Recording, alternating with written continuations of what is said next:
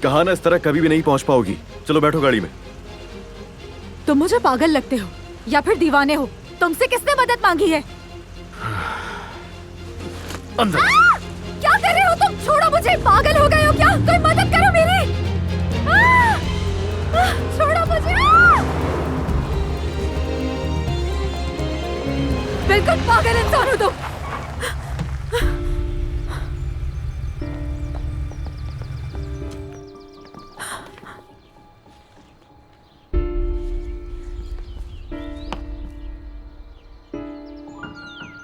Aunty,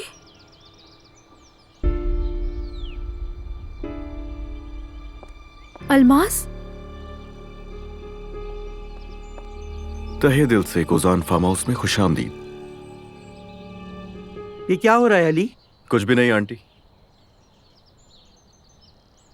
Almas, तुम्हारी cousin आई है, छुट्टी करो आज। मगर आज तो बहुत ही अहम मीटिंग है, शाम में मिल लूंगी नूर से। नूर? हाँ नैयर साहब। जी। मोहतरमा का कुछ सामान रास्ते में ही रह गया था, क्या ले आएंगे उसे? जी बेहतर, अभी लाता हूँ। देखा आपने कैसे बोल रही थी? जुबान बहुत तेज लगती है उसकी।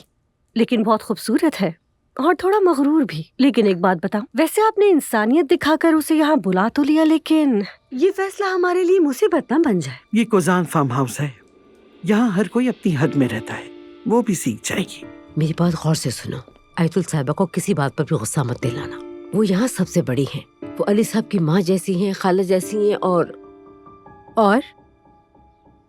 कुछ नहीं, बस खामोश रहना उनके सामने। अब चलो। आयतुल साहिबा, ये नूर है। माफ कीजिएगा, दरअसल हम भी शर्मिंदा हैं। सच में ये नहीं होना चाहिए था। ये भी आपसे माफी मांगना चाहती है। जाओ बेटी। इसकी जरूरत नहीं। खुशामदीद। बहुत शुक्रिया।